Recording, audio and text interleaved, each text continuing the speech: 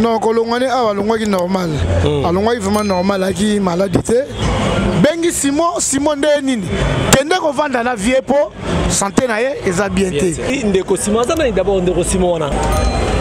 Ndeko Simon wana azali grand frère ya Montana Kamenga. Vous comprenez? Ouais. Ndeko Simon a des fois ba ibana kité. Nous to ba ko ba ke le ndoko ko tanga komo ya Bozi aza suspect na liwana ye. Parce que Bozi ndaki vraiment proche na ye, pire mutu na ye. Soka za na likambu na ye parmi artistes muto ya osoane za Bozi. Vie oyo ba muto voyager na ye ba beti na ye ba dernier ndule.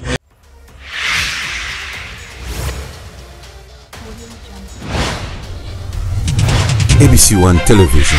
ABC One Television.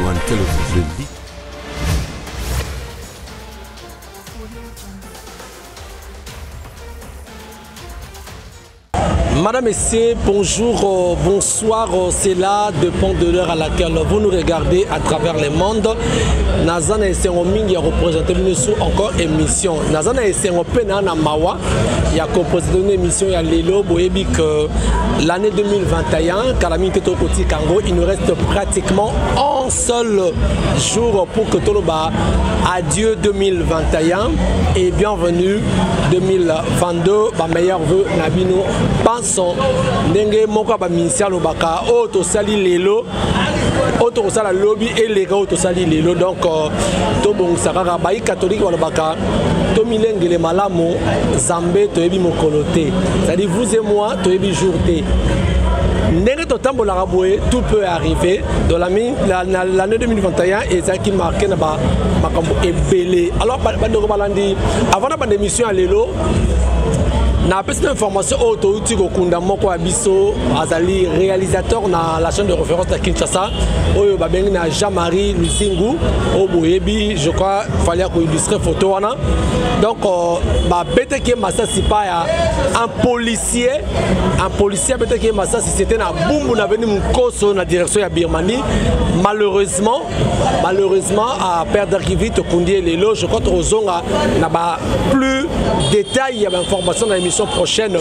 Mais le Boyebi, il est né le 31 décembre 1958 et décédé le 27 décembre 2021. Na âge à 62 ans, Yenani, Yeba Robenga François Matumona, alias Général Defao, Oyo, Aoutikoti Kabiso, Namboka, il y a Cameroun, précisément na Douala, Kounesika, puis à Zongsi Moli Monae, Neto Bakanzambe Moutapé, Sakapenzambe Moutou, à Zouaka. Mais la mort de l'artiste musicien Général Defao et ça moi un peu la polémique est belée. Comment c'est plutôt comme raisonner Papa Wemba a Koufaki na Côte d'Ivoire car a accueilli voyage à Tikali. Le Général Defao également a quitté Kinshasa, accueilli à Tiki Moli na Cameroun. Mais pourquoi toujours que les Kabongo et que ça la bande de passe mingi? Alors, le lot n'a moko ba collaborateur, il y a Defao, Otobing héritier Mvuki, Mboteno ndeko héritier. Ouais, bonjour ndeko nangai. C'est dans la tristesse, aux ans moi pas si c'est vrai. Au mon arabima ils ont noir et qu'on traduire vraiment mawa.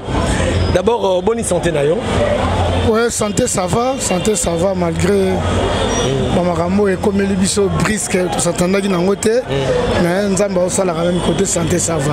Héritier Vuki, yo zali moko ya proche ya Général Defao parce que ba émission nyonso abane kolobela héritier Vuki yeyo. Dernier, quand est-ce que vous avez un Général Defao avant à voyager? Vous avez quelques jours wana? Ouais, tu as avant à voyager. Awa. Si. Ouais. Aoutaki ndaku. Aye awa parce que les musiciens sont là aye awa. Vers 5 h du matin. À voyager les musiciens? À voyager les musiciens. Pour voyager au Cameroun. À Côte d'Ivoire. Ok. Bon, à partir de Côte d'Ivoire, on est au Cameroun. Maintenant, au Côte d'Ivoire, il y a quelques musiciens. Teyombala, Montana, na Berni, donc il y a la délégation à 4 personnes. On va accompagner la Côte d'Ivoire. Et puis, il y a à transiter qui pour la Cameroun. Cameroun. Pour la production, voilà. Pourquoi il y a une bande de pourquoi? Bon. Producteur na senga ikaye akeka ye moko un concert privé, un homme d'affaires au Cameroun. La bengaga qui est moko pour petit moment va accompagner peut-être avec fête soit anniversaire soit habité avec une circonstance nine nous avec fêtard avec fête la bengaga qui n'est pas héritier vous qui colonel général de fois on a Kinshasa est-ce que état de santé na yo motozaki na est-ce que ça qui est malade depuis Kinshasa ko kende kuna ou bien zelier kuna comment on peut expliquer ça? Non colonel a longwa normal alongwa vraiment normal aki maladité Longo à Côte d'Ivoire, à commis Côte d'Ivoire, à comment il peut très bien. À bêti des concerts na Côte d'Ivoire, il y a samedi, na dimanche. Il y a na grand-père. À Bosi Bosiana. Il y a na grand-père Bosi Bosiana. Il y a production, il y a balé. Donc grand-père Mtabanda, il y a bêti à Silisi, après il y a bêti na tournaï. Et à partir de Côte d'Ivoire, on est côté de nos coup de fil, il y a homme d'affaires camerounais. Alors dimanche, lundi na Tongo, a bien monté na théo na chambre hôtel, si bon ça va bien besoin à qui, on a Côte d'Ivoire mais na ça l'effort na solana mutuana de façon bien bon rejoindre les autobeta. Montana bazongi sasa ye na bateombala bazongi et puis à quel Cameroun donc concert toga et maman déjà teomba mutabori wana pour demander concert mo to beta obine boye mais on senti ba o tchembongo mais azaki vraiment abattu on senti wana le dernier concert à Betina Cameroun wana à Cameroun il y a Cameroun de toutes les façons au moni à Betia on est tanine ouais c'est ça tali concert on a mon amage vieux azalaki vraiment formité voilà nous autres déjà à sentir bien parce que le même jour à comme Cameroun à Bengaki to Bengaki il y a où ta Bengaïna pas epsanga komi après nous autres oiseaux qu'on est bien mingité mais ça va mais colonel Kinshasa attire que ils sont que tozalaki na ye azalaki en bonne et due forme. Même voyage en Côte d'Ivoire, on a 1000 difficultés. Alinga yo kenete, aboya yo kenango vraiment boya ki, mais na comprendre la dernière minute a changé parce que comme même l'aéroport ba matavion, ba grand-père, ba tous ba matavio ya boya zongi na eti na ndako vie kei. Oh oui. Avec Haïti, Côte d'Ivoire, il y a zongi na ndako. Mais producteur on a tellement événement na hier donc insister à défense à bondelier à sombele bien mususu le lendemain le même jour pour vol ezaki netanga yakiawa a comme à la crèche ba 5 ba 4 heures 4 heures ouais ba ministre ba bimi ba koti ba kei na aéroport parce que vol ezaki vol ba 5 heures 6 heures mais le même jour wana na yo voyager na ba minuit minuit au voyage. Dans la zongi na ye. Dans la zongi ndako. Comme il ndako. Il y en a qui déjà annulé. Baby ouais. Comme il ndako ayo benganga. Ngana bulga peut-être dans l'avion bien comme Côte d'Ivoire pour benganga na WhatsApp. Ouais. Amoni ya yambie bo oh na zongi nanga ah vio zongi na ba raison nini. Habiter bango ba ozola ngai classe économique. La rana ngana ko zana ba classe économique te faut na business class. Donc raison parce que c'est pas dans la business class. Raison ngwana mais ça quand esprit mo za otinda e même na éviter. Mambo ngene zala. Papa obi que ceux to yé barake ce qui va arriver. Ceux qui to yé baraka parce que même nga na imagi pourquoi via zonga OK dégaté. Mais vieux en tout cas a dit choter. A dit choter. Mais comment les a piégé comment on a tout on a piégé. En tout cas na koki koye baté. Moi na pèse vraiment ma précision exacte parce que Nazala qui sur place té. Mais ce qui est vrai, bah Kendaki, na grand-père, bah Betty Bandoule, grand-père Azongi, yé à Cameroun. Le même jour à comment il a Cameroun na Bengaki, pour y sanga ka komi. Excusez. Là na soir wana accueilli Côte d'Ivoire. A Betty à Salim ramener normal. La Côte d'Ivoire comment c'était comment je crois samedi na Tongo. Bah Betty concert samedi na soir, bah Betty dimanche. Samedi le 25. Oui. Ouais. Bah Betty dimanche. Azala qui na pepele sans problème. Bah image Bezali, bah image on n'est pas Montana au monde à concert à ça là qui ça ma casse la Côte d'Ivoire. Bah Ivoirien bah c'est pelagi. Ouais. afide production ya Côte d'Ivoire de production na ye nde sikoyo kende Cameroun. OK.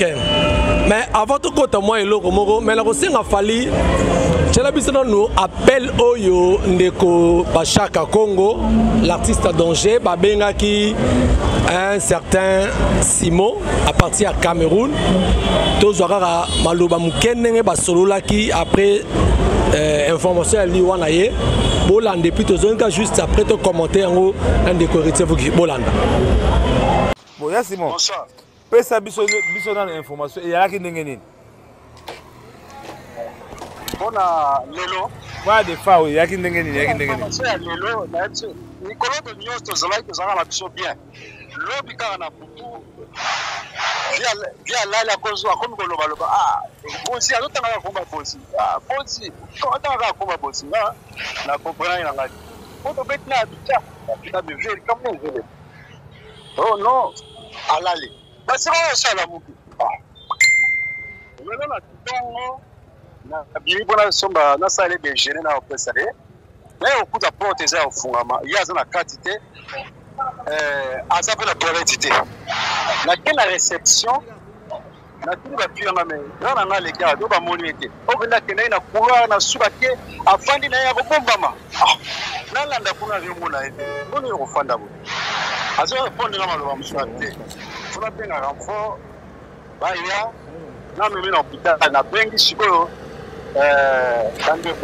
bandeko sikoyo bato ya hôtel babengi la police babengi producteur tipo abengisaki wana tipo abengisaki c'est comme ça na bombe mai na hôpital a charge donc na eko zwa wana na ndeko na moto zakane comme les médias to même na hôpital via azoloba soute azoloba te comment te comme na hôpital babi faut batailler oxygène to somme bakisi babandi traitement to somme bakisi deuxième traitement to somme bakisi batie siko bamonika vient de la côté na salle ya réanimation to la côté na salle ya réanimation ba 20h nde sikoyo ba fi ba médecin ba bimi bazo lukanga la traitement na bima pona ke luka na charger terme donc na zongi ba benga na kati ba comme expliquer nga mais les aki nde na expliquer bango le kamu au départ ndenga ko ayaki awa santé ndenga zaki bien te tout ça na expliquer après ba ko yebisanga ke akufi la kisinga corps ils ont quand ensemble mbango pe na bengi Antoba Jacques na bengi Montana na bengi plusieurs batu ba bengi bien na expliquer bon monsieur abelaki ni bon hier jour ya kapena na mboka oyo a vrai dire kakena ko yambe na robot na la ka pese de 4h bazoi na robot ba na hôtel alala de 4h du matin 20h la police va ouvrir la porte vous comprenez jour al bosoya kanga la kuta la été alala de 4h 20h et pour revenir malgré ni zoaki na bichapa ya uta obeta ba conseil soki ni zoaki de tango betina na mongo to zakena awa comme na Emile aki otala Emile akota boye tango ba monika ba panique na la police tout ça c'est là qui mo banga o via kufuna kati hotel via kufu wana le premier jour yaki ba ko banga tango siko la police ya bouki porte ba teta la azo respirer bala musie vraiment pe Emile betina wana Emile akota Emile yo osana ni awa na Kenya. Je me rappelle que je suis en voyage.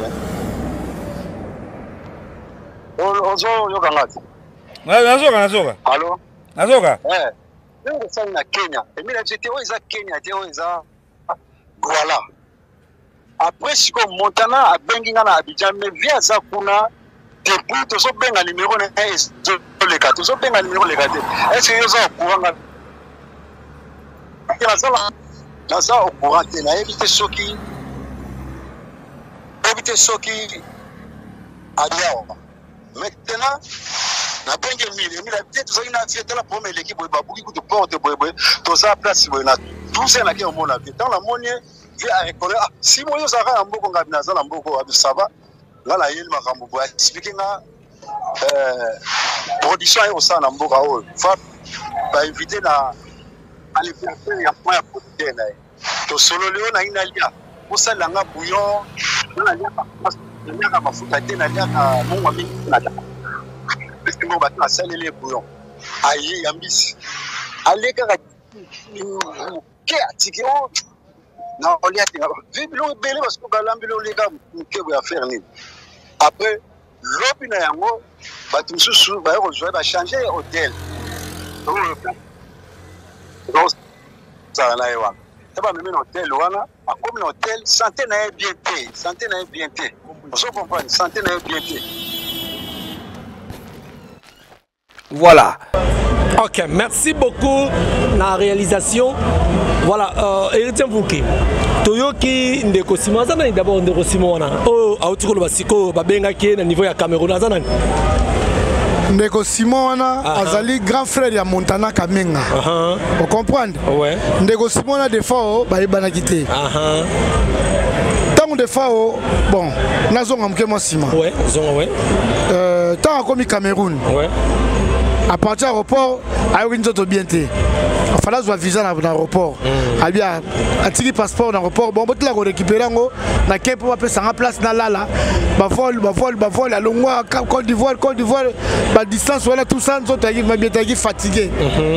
L'état a coûté na ba organisateur ya makambo kendelaki ba présenter chambre vers ba 14h 15h à Koti à Lali.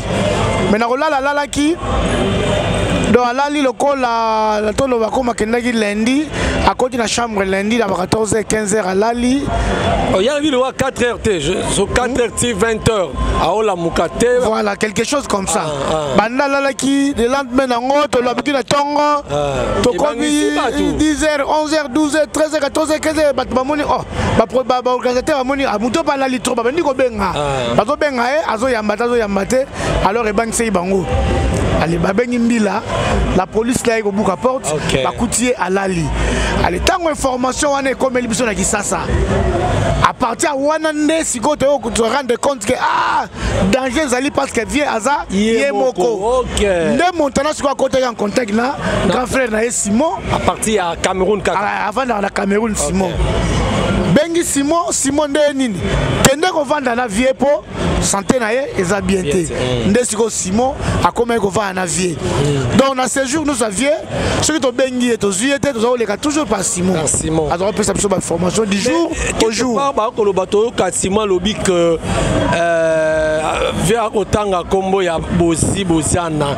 et une façon ya ko accuser tasu mabemo uti koto wana beneng même pas ça viens sur autant plus comme Bozi parce que Bozi a vraiment pire vieille à défendre donc vient oh il y a ses confiants naie et ça la Bozi et puis ça vieux oh ba uto voyager naie ba beti naie ba dernier ndoulé donc même na kina so ça problème avec ngara Bozi so de toutes les façons moi tant outil qui na tant azon qui ça banze bona liboso bana oleka na télé et ga ba imba yena Bozi donc yena Bozi va ba na complice makasi peut-être dans sens wana mais pour na ko loba ke Bozi asala mabe Bozi asala mabe na ndeni.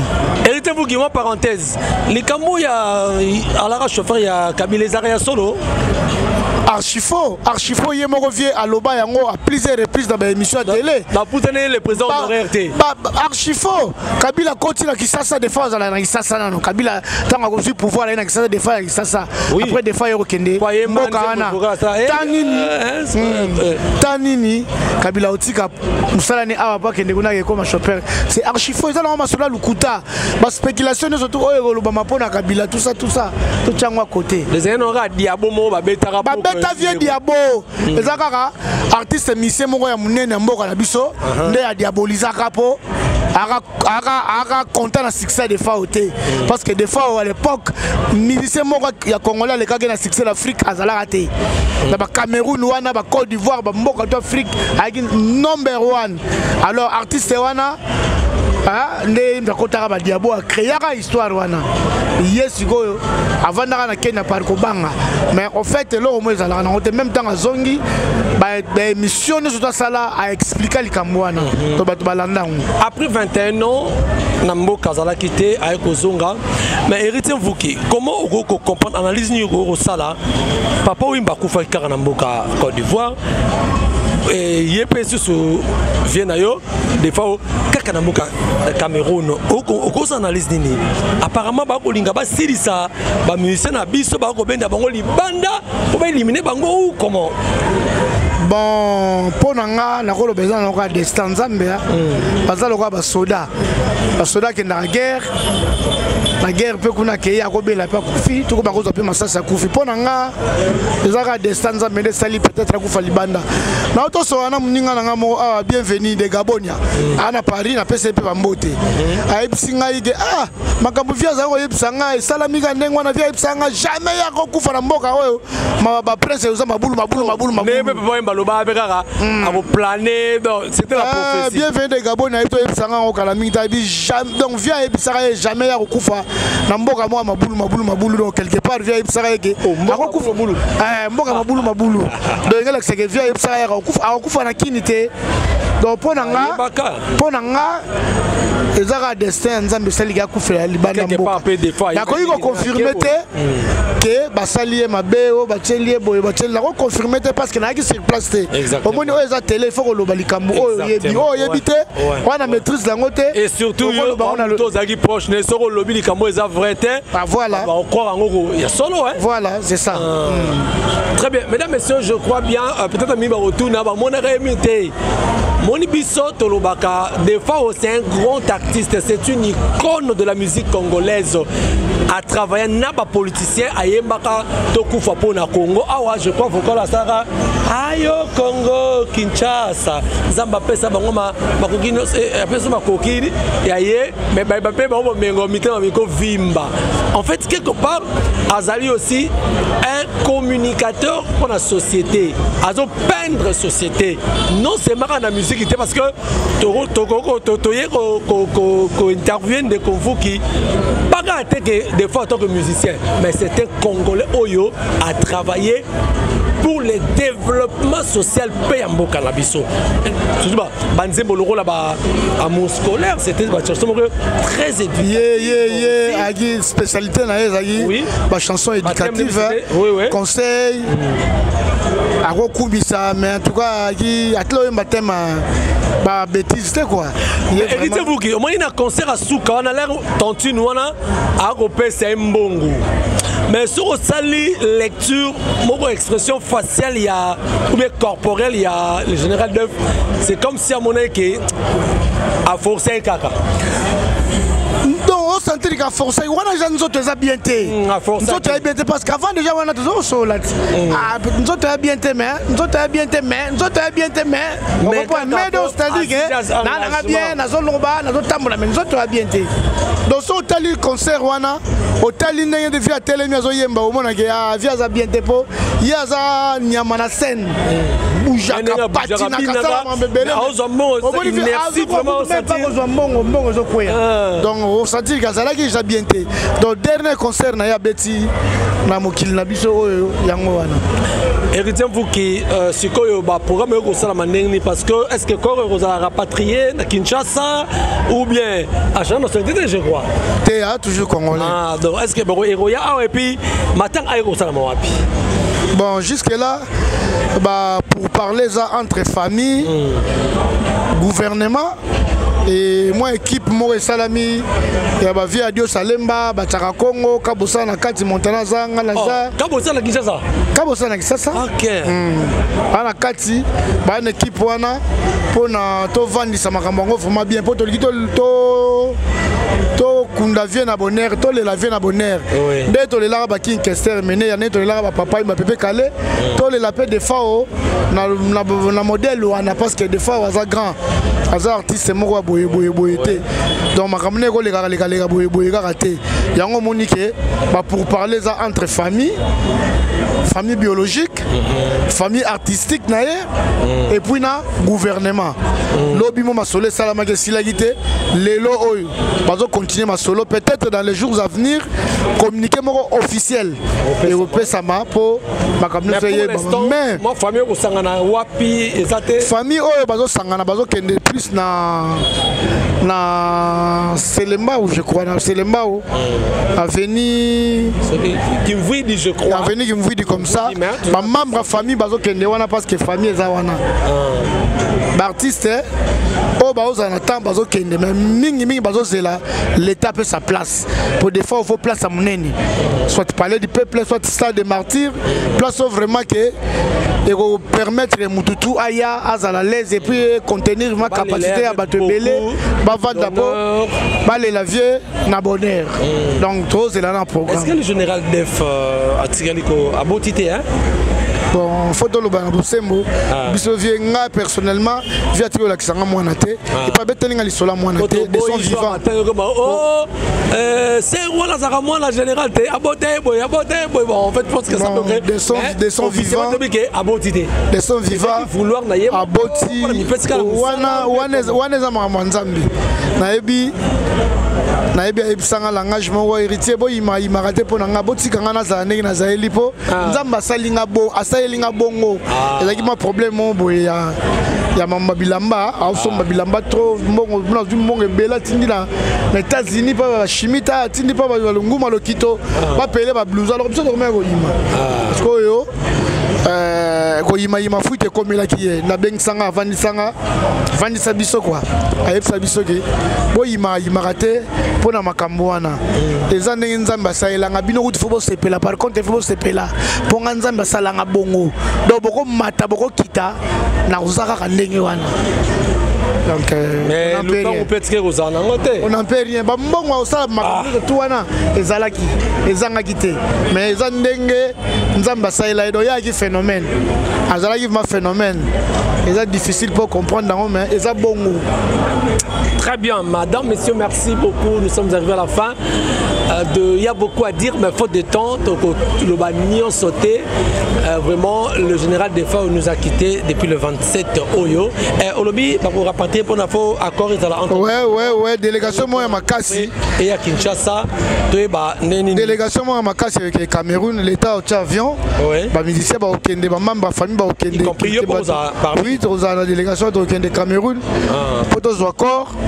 Il y a un accord on a dit ça et puis tu tiens la mort, il est temps planification il y a obsèque de toutes les façons dans les jours à venir pour jouer un programme dans les médias dans la télé. Merci, nous sommes arrivés à la fin. Héritier, vous qui merci beaucoup. Mot de la fin de Rosanine. Surtout, sur polémique trop, il y a le général Ming Balobaki. Parce que la question a tout le temps, le roi autant à comment il y a Bozi a suspect dans l'Iwana. En tout cas, on a éclaircir la Bozi dans Makambouana. Baby comportement grand-père. Grand-père a cause de la suspect par rapport à quoi? Ce qui fait autant à Ming comme Bozi parce que Bozi n'a vraiment proche naie pire mutu naie ce que ça na likambu naie parmi artistes muto ya osoaneza bozi vous comprenez ce que ça na makambu naie muto ya osoaneza bozi donc bozi avec le kwan yaya naie avec le kwan yaya naie et on moni que peut-être na tango passe tango azo sentir déjà que na ngomo kende azo tanga komba boza ole la yaya naie peut-être ceux qui gagnent dans zaki pembeni alors peut-être makambu ko yebisa ye parce que mninga na biso tcheka kengela ye baki l'intimité vraiment que vient fongwa vraiment fongwa la ye na makamutu parce que vient bakete c'est ça aussi qui l'a amené dans une situation ensalée parce que quelqu'un qui n'est pas le sien voilà aki vraiment na intimité mon côté que vient fongwa maman tina suka et a fongolé be salanga boye tazo simbanga boye salanga boye c'est ça aussi donc parmi les locaux yo donc merci na apeka bandeko misusu ya ba o batikali ke bozala na mutu moko o ebike na ka ya problème koko kota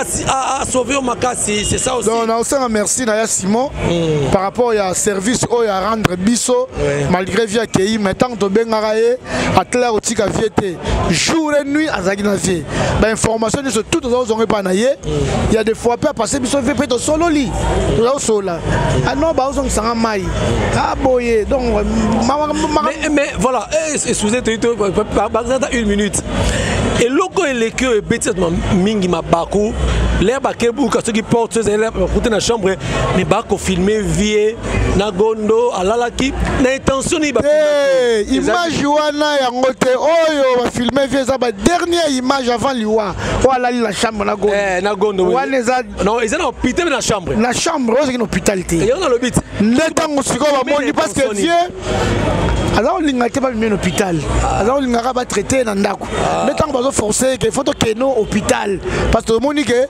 état de santé na yo eza se dégrader. Vous comprendre. Il y a les gars va traiter na ndako va traiter la palette tout ça. Image au bomoni wana eza na ko filmer pourquoi pas filmer ton intentionné. Bon, et biga maman on est comment aller comment vraiment ko filmer comment normal mutako zwango ako filmer ngo pour défendre ku faté mais peut-être il a archive moi bomba kazala na défendre pour ça star. On comprend les stars ceux qui beaucoup na circonstances tout au lieu de image pour et tika na la souvenir. C'est vrai que image on a les loyo nga personnellement et ça linga bien image à souka vient na tika on a gardé en oti liwana nga na tala image na tala vie avant kufa tout ça banine donc très bien te remercie souka moi le ba souka nino le ba souka na osenga na batu base à la patient base la programme bakozwa programme matanga ya général de FAO bandeko ba libanda mboka ba ya Shakito na Japon ba ya Diogène ba Edim Voa na poto ba Dodi Zaka en Afrique du Sud boza ebele banto ba Jacques Zala makasi vela et West Noka ya en tout cas tole la vie ce que 8 ans roya qui ça te place va ina ndaku lata bien lata vraiment bien tcha banzemba de FAO eza une façon ya rouler parce que hier alobaki il faut to les laïs na ba forme parce que hier azaki mutu ya forme kutwana ko lobate parce que mokili ebi donc tous à apaiser to quitte sa esprit dans les jours à venir to un programme espace munene et au monana ba ko tcha instrument ba orchestre ba no beta ba témoignage au salama na ndenge to ke kundai de lo na ko lobaka yango wana. Voilà, merci madame messieurs, nous sommes arrivés à la fin de cet entretien. Le plaisir a été pour moi de recevoir l'un des proches, il y a le général de FAO, Héritier Mvuki, Otoyakito Solanaye, Yemutazaki Motoyo, parmi Batoyo, Salakina, général de FAO, à Kinshasa, avant à décoller pour Côte d'Ivoire et puis Cameroun à Douala. Et c'est quand il y a qui vraiment ma vérité, bimindengni éclaircissement sur l'Iwaya, le général de FAO a quitté Kinshasa, ni maladie, ni loco, mais n'est pas le bagara. Dans toutes circonstances, comme ça, voilà. C'est Dieu qui a donné et c'est Dieu aussi qui a repris. Donc tout ce qu'on peut dire au-delà, le général des forces n'est plus accueilli déjà. Nous qui sommes restés, Total Araya, Kitina Arenae, nous allons continuer la course.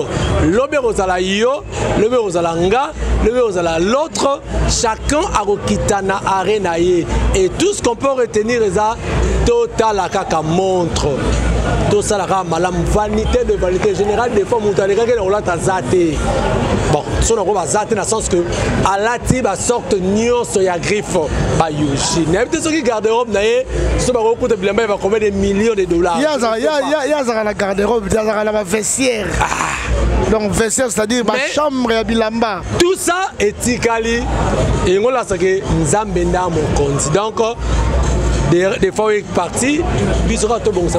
Merci à la grande équipe qui m'a tenu compagnie. Merci à Fali Matoko Mobala Pembe. Merci également à Maman Chantala Yawo. Merci à Maman Angela Williams. Nazongi déjà parce que mon Dieu tu es là qui bien mais on est là, on va continuer à faire ce travail 2022 tout ça la colléca tout ça qui est 2021 et je vous assure que ça va aller, on est là, on est ensemble, il n'y a pas de souci. L'année prochaine. Je s'appelle Moté pas Sylvie Mode en Allemagne. Ah. Parmi bateaux vraiment. Ouais. Bah, Zalagi de Caire n'avait des FAO et puis à Mouto à Bundaratro n'a pas des FAO. Sylvie Mode n'a ébiqué à partir d'Allemagne organisé maintenant à VDF et les cabines. Merci beaucoup maman Sylvie en Allemagne, nous n'avons pas Molabino vraiment on est là. Bisous à toi continuer message d'Abisso. On est là. Merci ceux qui nous ont retrouvé prochainement pour un autre numéro. Ciao.